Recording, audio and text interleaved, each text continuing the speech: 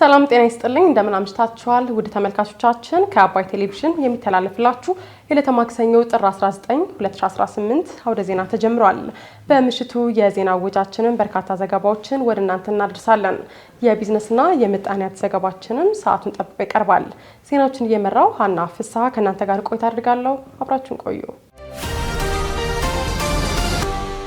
በመጀመሪያው ክፍለ ጊዜ የመረጃ ጥንቅራችን ኢትዮጵያ በዓለማችን እጅግ ጠንካራ ወታደራዊ ተቋም እየገነባች መሆኑን ዓለም አቀፍ ወታደራዊ ደረጃዋንም ማሻሻሏን ፊልድ ማርሻል ብርሃኑ ጁላ መግለጻቸው፣ የሀጂ ጉዞ ምዝገባ መጠናቀቁ ሲገለጽ ክፍያና የጉዞ ሰነድ በ48 ሰዓታት ውስጥ እንዲሟሉ ማሳሰቢያ መሰጠቱን፣ በሊቢያ ስደተኞችን አሳግተው 2.1 ቢሊዮን ብር ሰብስበዋል ተብለው የተከሰሱ ሰዎችን ምስል ፖሊስ ይፋ ማድረጉን የተመለከቱ ጉዳዮችን ወደ እናንተ እናደርሳችኋለን። አብራችሁን ቆዩ።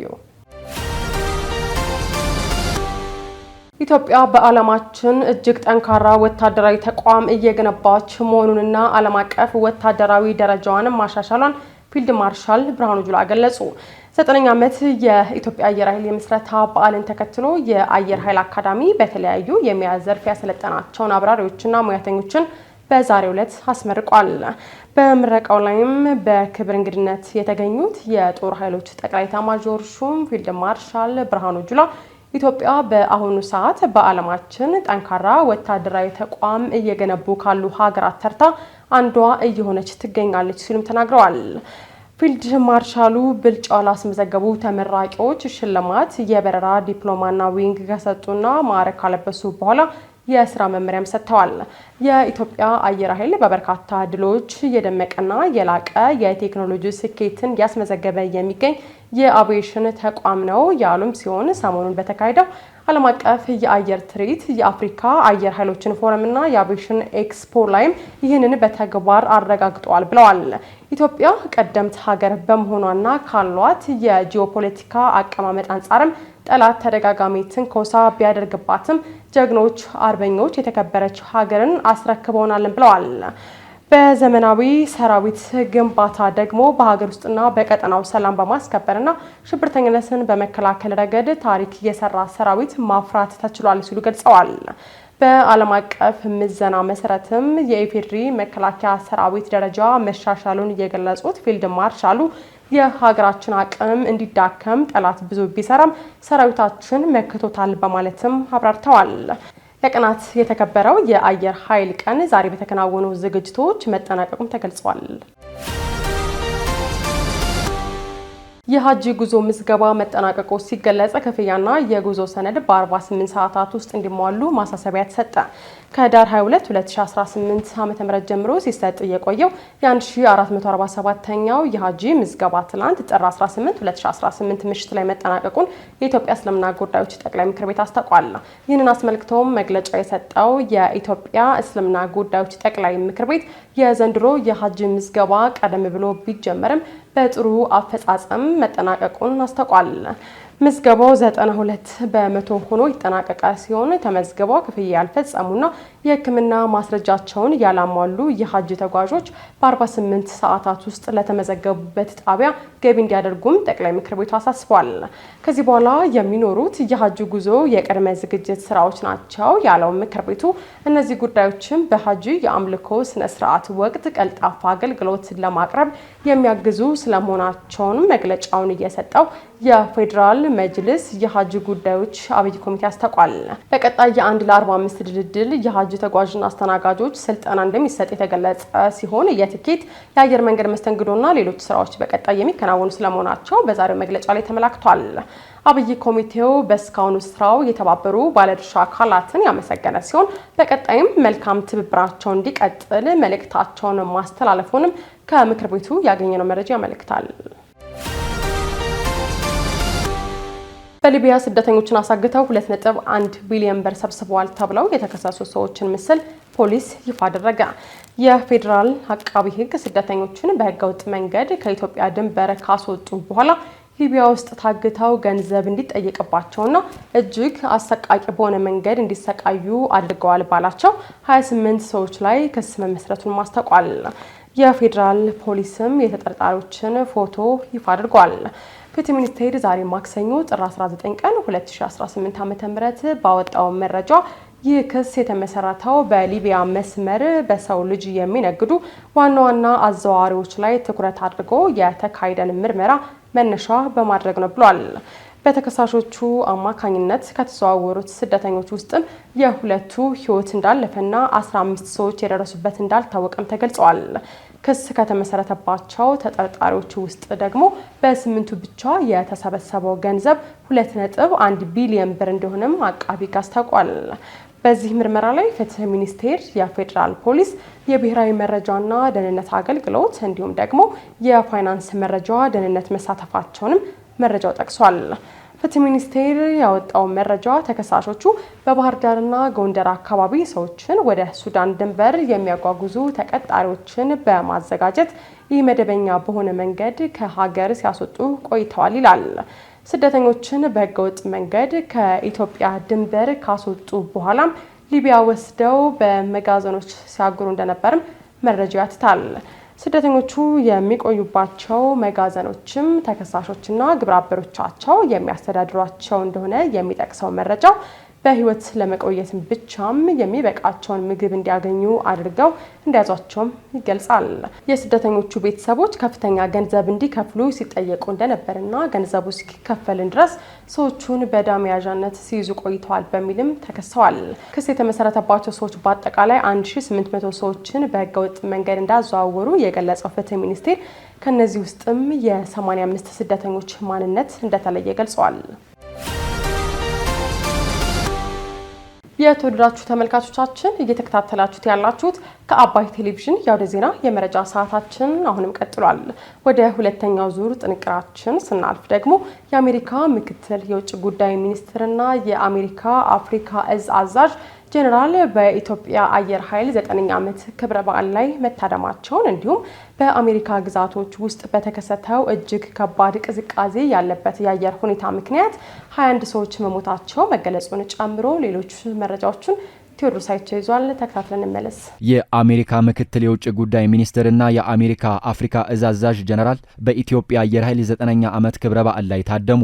የአሜሪካ ምክትል የውጭ ጉዳይ ሚኒስትር ክሪስቶፈር ላንዳው በቢሾፍቱ በተካሄደው የኢፌዴሪ አየር ኃይሎች 9ኛ ዓመት ክብረ በዓል ማጠቃለያ መርሃ ግብር ላይ ታድመዋል። ከአሜሪካ ምክትል የውጭ ጉዳይ ሚኒስትር ክሪስቶፈር ላንዳው በተጨማሪም የአሜሪካ አፍሪካ እዝ አዛዥ ሌተናል ጀነራል ዳግቪን ኤንደርሰን፣ በኢትዮጵያ የአሜሪካ አምባሳደር አርቬን ማሲንጋ ተገኝተዋል። የኢፌዴሪ የጦር ኃይሎች ጠቅላይ ኢታማጆር ሹም ፊልድ ማርሻል ብርሃኑ ጁላ፣ የአየር ኃይል ዋና አዛዥ ሌተናል ጀነራል ይልማ መርዳሳን ጨምሮ የመከላከያ ሰራዊቱ ከፍተኛ አመራሮች ለእንግዶቹ በቢሾፍቱ አየር ኃይል ግቢ አቀባበል አድርገውላቸዋል። ለአሜሪካው ምክትል የውጭ ጉዳይ ሚኒስትርና ለጀነራሉ የኢፌዴሪ አየር ኃይል 9ኛ ዓመት ክብረ በዓልን አስመልክቶ የተዘጋጀውን የአቪዬሽን ኤክስፖ የጎበኙ ሲሆን የክብረ በዓሉ የማጠናቀቂያ ዝግጅት ላይ ተገኝተዋል። የአሜሪካ ምክትል የውጭ ጉዳይ ሚኒስትር ክሪስቶፈር ላንዳው ከጠቅላይ ሚኒስትር አብይ አህመድ ጋር በሁለትዮሽ ጉዳዮች ላይ እንደሚወያዩ የሚጠበቅ ሲሆን የአሜሪካ አፍሪካ እዝ አዛዥ ሌተናል ጀነራል ዳቪን ኤንደርሰን ከጠቅላይ ሚኒስትር አብይ አህመድ ጋር ኢትዮጵያ በሰላማዊ መንገድ የባህር በር ለማግኘት የምታደርገውን ጥረት አሜሪካ እንደምትደግፍ እንዲሁም ከጠቅላይ ኢታማጆር ሹም ፊልድ ማርሻል ብርሃኑ ጁላ ጋር ደግሞ ወታደራዊ ጉዳዮች ላይ ያተኮረ ውይይት ማድረጋቸውን መዘገባችን ይታወሳል። የሶማሌላንዱ ፕሬዝዳንት አብዱራሂም መሐመድ ሀገራቸው ለኢትዮጵያ የባህር በር ለመስጠት ፈቃደኛ መሆኗን ተናገሩ። በስዊዘርላንድ ዳቮስ በተካሄደው የዓለም ኢኮኖሚ ፎረም ላይ የተገኙት የሶማሌላንዱ ፕሬዝዳንት አብዱራሂም መሐመድ አብዱላሂ ኢትዮጵያ በእኛ በኩል የባህር በር መዳረሻ እንዲታገኝ ለማድረግ ፈቃደኛ ነን ሲሉ ተናግረዋል። ፕሬዝዳንት አብዱራሂም በዳቮስ በነበራቸው ቆይታ ጆን ደፍተሪዮስ ከተባለው ጋዜጠኛ ጋር ቃለ ምልልስ ባደረጉበት ወቅት ነው ይህንን ያሉት። በቃለ ምልልስ ወቅት ሶማሌላንድ አፍሪካን፣ መካከለኛው ምስራቅንና የተቀረውን የዓለም ንግድ መስመር በማገናኘት ቁልፍ ስትራቴጂካዊ ቦታ መሆኗን ጠቅሰው ለንግድ የሚሆኑ በርካታ ዕድሎች እንዳሏትም አስረድተዋል። ፕሬዝዳንቱ እኛ እርዳታ አንፈልግም፣ በሰላም በዲሞክራሲና በጋራ ለመጠቀም የሚያስችል ትብብር ግን እንሻለን ያሉ ሲሆን ከኢትዮጵያም ጋር በትብብር እንደሚሰሩ ተናግረዋል። በቀጠናው ትብብር ለመፍጠር ካላቸው ፍላጎት አኳያ ኢትዮጵያ በበርበራ ወደብ በኩል የባህር በር መዳረሻ እንዲታገኝ የማድረግ ፈቃደኝነት እንዳላቸው ጠቁመዋል። ሶማሌላንድ ከኢትዮጵያ ጋር ጠንካራና በወዳጅነት ላይ የተመሰረተ ግንኙነት አላት ያሉት ፕሬዝዳንቱ ይህንን ግንኙነት በንግድና በደህንነት ዙሪያ የበለጠ ማስፋት እንደምትፈልግም ገልጸዋል። ፕሬዝዳንቱ አክለውም ኢትዮጵያ የቀይ ባህር መዳረሻ የንግድ ወደብና ኮሪደሮች ያስፈልጓታል ብዬ አስባለሁ። ሶማሌላንድ ደግሞ ለሁለቱም ሀገራት በሚጠቅም መልኩ ከኢትዮጵያ ጋር በትብብር የኢኮኖሚ መሰረተ ልማት ላይ ለመስራት ፈቃደኛ ነች ሲሉ ገልጸዋል። ትልቅ ሀገር ለሆነችው ኢትዮጵያ የኢኮኖሚ እድገት የባህር መዳረሻ ማግኘትና የትራንስፖርት ኮሪደር መፍጠር እጅግ ወሳኝ መሆኑን ጠቅሰው ለሶማሌላንድ ደግሞ ንግድን ለማሳደግ ኢንቨስትመንትን ለማስፋፋትና በቀጠናው ላይ ትብብር ለመፍጠር እንደሚጠቅማት አስታውቀዋል። በሰዎች አዘዋዋሪነት የተከሰሰው ኤርትራዊ ግለሰብ ኔዘርላንድ ውስጥ የ20 ዓመት እስራት ተፈረደበት። እስረኞችን በማሻገር በስደተኞች ላይ ግፍ በመፈጸምና ከስደተኞቹ ዘመድ ወዳጆች ከፍተኛ ገንዘብ በመቀበል የተወነጀነው ኤርትራዊ ኔዘርላንድስ ውስጥ 20 ዓመት እስራት እንደተፈረደበት ተገልጿል። እስከዛሬ ድረስ አማኑኤል ደብሊው በሚል ስም ብቻ ይጠቀስ የነበረው ኤርትራዊ የስደተኞች አዘዋዋሪ ቡድን መሪ አማኑኤል ዋሊድ በተያዘበት የወንጀል ጭብጥ ጥፋተኛ መሆኑን ፍርድ ቤቱ ማረጋገጡ ተዘግቧል። ዛሬ ስፎለ ኔዘርላንድስ ያስቻለው ፍርድ ቤት አማኑኤል ዋሊድ ኑሯቸውን ለማሻሻል የሚሰደዱ ሰዎችን ያለምንም ምህረት ግፍ ሲፈጽምባቸው ነበር ተብሏል። ፍርድ ቤቱ ውሳኔውን ከማሰማቱ በፊት አማኑኤል ዋሊድ የሚመራው ቡድን አባላት ሊቢያ ውስጥ በሚገኘው በጣም ጠባብ ቤቶች ውስጥ ስደተኞችን አጨናንቀው እያጎሩ እንደሚያሰቃዩቸው፣ ሴቶችን እንደሚደፍሩ፣ የስደተኞቹ ዘመድ አዝማዶች ገንዘብ እንዲከፍሉ ለማስገደድ ስደተኞችን እንደሚደበድቡና እንደሚያሰቃዩ የተደብዳቢዎችን ሮሮ ሲያዳምጥ ነበር ተብሏል። አማኑኤል ዋሊድ ኔዘርላንድ ውስጥ የታሰረው እንደ አውሮፓውያን አቆጣጠር በ2022 እንደነበር ተገልጿል። ወንጀለኛው ከዚህ ቀደም ኢትዮጵያ ውስጥ ተፈርዶበት እንደነበረ ጠበቆቹ አስታውቀዋል። ኢትዮጵያውያንን ጨምሮ ከሰሃራ በታች ያሉ በርካታ አፍሪካውያን ስደተኞች በሊቢያ በሚገኙ ህገወጥ የሰዎች አዘዋዋሪዎች ከፍተኛ ግፍ እንደሚፈጸምባቸው ይነገራል። በአሜሪካ ግዛቶች ውስጥ በተከሰተው እጅግ ከባድ ቅዝቃዜ ያለበት የአየር ሁኔታ ምክንያት 21 ሰዎች መሞታቸው ተገለጸ። ካሳለፍነው ሳምንት ማብቂያ ጀምሮ በአብዛኛው የአሜሪካ ግዛት ውስጥ በተከሰተው ከባድ ቅዝቃዜና የበረዶ ወጀብ የተነሳ እስካሁን ድረስ ቢያንስ 21 ሰዎች መሞታቸው ተገልጿል። ከተከሰተው ከባድ የክረምት ቅዝቃዜ ጋር በተያያዘም በበርካታ ግዛቶች ውስጥ እስከ ሰኞ ሌሊት ድረስ የ21 ሰዎች ሕይወት ያለፈ ሲሆን ቁጥሩ ሊጨምር እንደሚችል ተሰግቷል ሲል የተለያዩ ግዛቶች ባለስልጣናት አስታውቀዋል። ከባዱ የበረዶ ወጀብ ባለፉት ቀናት ከነበረባቸው አካባቢዎች እየተስፋፋ በርካታ ግዛቶችን እያካተተ ነው ተብሏል። በዚህም ሳቢያ ከ200 ሚሊዮን በላይ አሜሪካውያን በከባዱ የአየር ሁኔታ ስጋት ውስጥ መሆናቸው ተገልጿል። እየጣለ ባለው በረዶ ምክንያት በጎዳናዎች በአየር ማረፊያዎችና በሌሎችም መሰረተ ልማቶች ላይ ከፍተኛ የበረዶ ክምር እየፈጠረ ሲሆን እንቅስቃሴዎች ከመስተጓጎላቸው ባሻገር የኤሌክትሪክ አቅርቦት በበርካታ ቦታዎች ተቋርጧልም ተብሏል። የኢትዮጵያ አየር መንገድን ጨምሮ ሌሎችም የአየር መንገዶች በአሜሪካ ባለው መጥፎ የአየር ጸባይ የተነሳ በረራዎች የተሰረዙ ሲሆን በቀጣይ ቀናትም የሚኖሩ በረራዎች የመሰረዝ ወይም የመዘግየት ዕጣ እንደሚገጥማቸው ተገልጿል። በበርካታ ግዛቶች ሰዎች ከቤታቸው መውጣት ስለማይችሉ ትምህርት ቤቶችና ሌሎች ተቋማት መዘጋታቸው ታውቋል።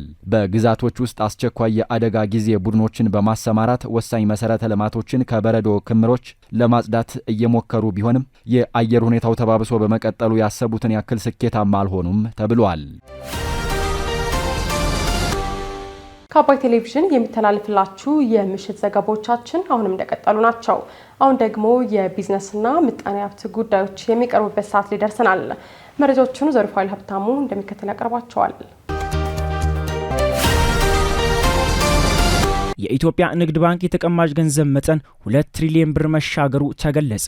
የኢትዮጵያ ንግድ ባንክ ለመጀመሪያ ጊዜ የደንበኞቹን የተቀማጭ ገንዘብ መጠን ከ2 ትሪሊዮን ብር በላይ መሻገሩ ተገልጿል። የኢትዮጵያ ንግድ ባንክ የደንበኞች አገልግሎት ሳምንት ማስጀመሪያ መርሃ ግብር አካሂዷል። በዚህ ወቅት የባንኩ ፕሬዝዳንት ተወካይና የኮርፖሬት አገልግሎቶች ኤክስኪዩቲቭ ምክትል ፕሬዝዳንት ኤፍሬም መኩሪያ በ2017 በጀት ዓመት የባንኩ አጠቃላይ ተቀማጭ ገንዘብ 1.69 ትሪሊዮን ብር መድረሱን፣ አሁን ላይ ጠቅላላ ሀብቱም 2.3 ትሪሊዮን ብር መሻገሩን ተናግሯል። በ2018 መጀመሪያ አጋማሽ ብቻ 325 ቢሊዮን ብር በላይ ተጨማሪ ተቀማጭ ያሰባሰበው ባንኩ አጠቃላይ ተቀማጭን 2 ትሪሊዮን ብር ማድረስ መቻሉን ነው ያስረዱት። ባንኩ ከ45 ሚሊዮን በላይ ደንበኞች በማፍራት ከፍተኛ የቁጠባ ባህልን በማስፋት በርካቶች ሀብት እንዲያፈሩ የበኩሉን ተወጥቷል ብለዋል። በበጀት ዓመቱ የመጀመሪያ 6 ወራት ከ320 ቢሊዮን ብር በላይ ብድር መስጠቱን አመላክተዋል። ባንኩ በመንፈቅ ዓመቱ ያልተጣራ 36.19 ቢሊዮን ብር ትርፍ ማስመዝገብ መቻሉን አቶ ኤፍሬም አስረድተዋል። የኢትዮጵያ ንግድ ባንክ የዲጂታል ቴክኖሎጂን በመተግበር ከሚስተናገዱ ጠቅላላ ግብይቶች ውስጥ ከ90 በመቶ በላይ የሚሆኑት በዲጂታል አማራጭ እንደሚከናወኑ ተመላክቷል። በመርሃ ግብሩ ላይ የተገኙት የገንዘብ ሚኒስትርና የባንኩ ዳይሬክተሮች ቦርድ ሰብሳቢ አህመድ ሺዴ ኢትዮጵያ ባለፉት ዓመታት የተገበረችው የማክሮ ኢኮኖሚ ማሻሻያ ተጨባጭ ውጤት አስመዝግቧል ብለዋል። በተያዘው በጀት ዓመት የታቀደው 10.2 በመቶ የኢኮኖሚ እድገት ማስመዝገብ የሚያስችል ስራዎች መከናወናቸውን አስረድተዋል። ንግድ ባንክ ለፋይናንስ ዘርፍ እንቅስቃሴ ከፍተኛ አስተዋጽኦ እንዳለው ጠቅሰው ይህንን በመረዳት ባንኩን ለማጠናከር በትኩረት መሰራቱን ተናግረዋል። ብሔራዊ ባንክ ዛሬ ባካሄደው ልዩ የ500 ሚሊዮን ዶላር ጨረታ አንድ የአሜሪካን ዶላር በ154 ብር ከ8 ሳንቲም አማካኝ ዋጋ ተሸጠ። የኢትዮጵያ ብሔራዊ ባንክ ዛሬ ማክሰኞ ጥር 19 2018 ያካሄደውን የውጭ ምንዛሪ ጨረታ ውጤት ይፋ ያደረገ ሲሆን በዚህም አንድ የአሜሪካን ዶላር ዋጋ በአማካኝ 154.81 ብር ሆኖ እንደተሸጠ ባወጣው የዋጋ መግለጫ ላይ አስታውቋል። ባንኩ በትላንትናው ዕለት የ500 ሚሊዮን ዶላር ልዩ የውጭ ምንዛሪ ጨረታ እንደሚያካሄድ አስታውቆ ሁሉም ባንኮች በቀረበው መረጃ መሰረት መሳተፍ እንደሚችሉ ገልጾ እንደነበር ይታወሳል። በዚህም በዛሬ ጨረታው ላይ 31 ባንኮች ተሳትፈው 25ቱ ዶላር አግኝተዋል ተብሏል። ባንኮቹ በጨረታ ወቅት ለመግዛት ያሳዩት የዶላር ፍላጎት መጠን 592.3 ሚሊዮን ዶላር መሆኑ ተገልጿል። ይህም የባንኮች ፍላጎት ከአቅርቦት በ92.3 ሚሊዮን ዶላር ብልጫ እንደታየበት ተመላክቷል። በዛሬው ጨረታ ለአንድ ዶላር የቀረበው ከፍተኛ ተመን በ154.99 ብር ሲሆን ዝቅተኛው 153.50 ብር ነው። በዚህም በውጭ ምንዛሪ ጨረታ ከተሳተፉ 31 ባንኮች መካከል 6ቱ ዶላር ሳያገኙ ቀርተዋል። የኢትዮጵያ ብሔራዊ ባንክ በቅርቡ ባደረጋቸው የውጭ ምንዛሪ ጨረታዎች ላይ ከፍተኛ የባንኮች ፍላጎት የታየ ሲሆን ገበያውም ተወዳዳሪ የሆነ መምጣቱ ይነገራል። ባለፈው በተደረገው 15ኛ ዙር ጨረታ ላይ አንድ የአሜሪካን ዶላር ከ154.9 የኢትዮጵያ ብር በሆነ አማካኝ ዋጋ መሸጡ ይታወሳል።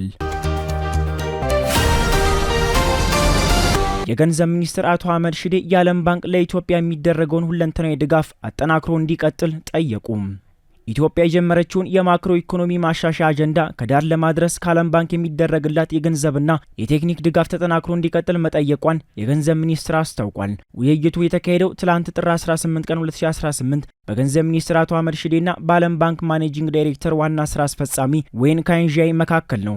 በውይይታቸውም የገንዘብ ሚኒስትሩ አቶ አህመድ ሺዴ መንግስት እያከናወነ ስላለው የማሻሻያ ፕሮግራም ለዣንግ ገለጻ አድርገዋል። የዚህ ማሻሻያ ዋና ዓላማ የኢትዮጵያ ኢኮኖሚ በግሉ ዘርፍ ወደሚመራ የኢኮኖሚ ስርዓት ማሸጋገር እንደሆነም አስረድተዋል። ሚኒስትሩ በተጨማሪ የኢኮኖሚ እድገት ምንጮችን ለማስፋት፣ የዲጂታል ኢኮኖሚና የቱሪዝም ዘርፎችን ለማነቃቃት እንዲሁም በአፍሪካ አህጉራዊ ነጻ የንግድ ቀጠናና ከጎረቤት ሀገራት ጋር በሚደረግ የተሻለ ትስስር ቀጠናዊ ውህደት ለማጠናከር የታቀዱ እቅዶች ላይ ገለጻም አድርገዋል። አቶ አህመድ ሺዴ የዓለም ባንክ ዋና የልማት ዘርፎች ላይ ለሚያደርገው ከፍተኛ ድጋፍ ያላቸውን አድናቆት መግለጻቸውን ሚኒስትሩ በማህበራዊ ትስስር ገጹ ባወጣው መግለጫ ጠቅሷል። አክለውም ባንኩ የኢትዮጵያን የማሻሻያ ስራዎችና ለልማት ቅድሚያ የሚሰጣቸውን ተግባራት በማስቀጠል ረገድ የሚጫወተው ሚና ከፍተኛ መሆኑን ተናግረዋል። ሁለቱ ወገኖች በኢትዮጵያና በዓለም ባንክ መካከል ያለውን ስትራቴጂካዊ አጋርነት አፈጻጸም የገመገሙ ሲሆን ውይይቱም ከሀገሪቱ የልማት ግቦች ጋር የተጣጣሙ የበጀት ድጋፍ ስራዎችና በፕሮጀክቶች ፋይናንስ ላይ ትኩረት ማድረጉ ተመላክቷል። የዓለም ባንክ ማኔጂንግ ዳይሬክተርና ዋና ስራ አስፈጻሚ ዌን ካንዣንግ በበኩላቸው የዕዳ ሽግሽግን ጨምሮ ኢትዮጵያ እያከናወነች ያለውን የማሻሻያ ጥረት አድንቀዋል። በተጨማሪም ባንኩ ከመደበኛው የሀገር ውስጥ የገንዘብ ድልድል በተጨማሪ በእድገትና ቀጠናዊ ዕድሎች መስኮት በኩል በሚደረግ ቴክኒክና የገንዘብ እርዳታ የኢትዮጵያ የልማት አጀንዳ ለመደገፍ ያለውን ቁርጠኝነት በድጋሚ አረጋግጠዋል። በኢትዮጵያ የሚገኘው ግዙፉ አላይድ ጎልድ ኮርፖሬሽን ለቻይናው ዚጂን ጎልድ ሊሸጥ መሆኑ ተዘገበ። በኢትዮጵያ ቤንሻንጉል ጉሙዝ ክልል የሚገኘውን ግዙፉን የኩርሙክ የወርቅ ማዕድን ፕሮጀክት ጨምሮ በአፍሪካ 3 ዋና ይዞታዎች ያሉት አላይድ ጎልድ ኮርፖሬሽንን የቻይናው ዚጂን ጎልድ ሊገዛ መሆኑ ተዘግቧል። ዚጂን ጎልድ አላይድ ጎልድን በ5.5 ቢሊዮን የካናዳን ዶላር በጥሬ ገንዘብ ለመግዛት የመጨረሻ ስምምነት መፈራረማቸውን የዘገበው ካፒታል ይህ ግብይት በአፍሪካ የማዕድን ዘርፍ በዓመቱ ከተመዘገቡት ትልልቅ ግዢዎች አንዱ ሆኖ መመዝገቡን ገልጿል። የዚጂን ጎልድ ሊቀመንበር ሆንጉንፍ ሊን እንደገለጹት ይህ ግዢ ኩባንያቸው በአፍሪካ ያለውን ተጽዕኖ በከፍተኛ ሁኔታ ያሳድገዋል። በተለይም በኢትዮጵያ የሚገኘውን የኩርሙክ ወርቅ ፕሮጀክትና በማሊ የሚገኘውን የሳዲዮላ ፕሮጀክት ለብዙ አስርተ ዓመታት ምርት የሚሰጡ የትውልድ ሀብቶች ሲሉም ጠርቷቸዋል። ሊቀመንበሩ አክሎም እንደ አዲስ ባለቤት በኢትዮጵያ በማሊና በኮትዲቫር ከሚገኙ ባለድርሻ አካላት ጋር እነዚህን ፕሮጀክቶች የበለጠ ለማሳደግ በጉጉት እንጠብቃለን ብለዋል። የአላይድ ጎልድ ሊቀመንበርና ዋና ስራ አስፈጻሚ ፒተር ማሮን በበኩላቸው የግብይት ለአክሲዮን ባለቤቶቻችን ከፍተኛ ፈጣን የጥሬ ገንዘብ ጥቅም የሚያስገኝ ነው ብለዋል።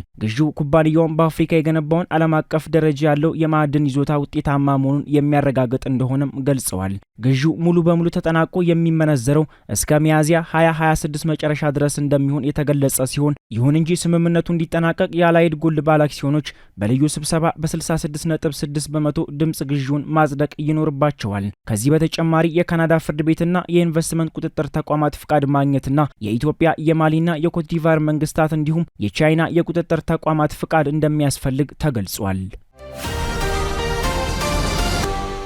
ስትከታተሉት የነበረው የዕለተ ማክሰኞ ጥር 19 2018 ከአባይ ቴሌቪዥን የአውደ ዜና የመረጃ ጥንቅራችን ይህንን ይመስል ነበር። አብራችሁን ስለነበራችሁ ከልብ እያመሰገንን በያላችሁበት መልካም ምሽት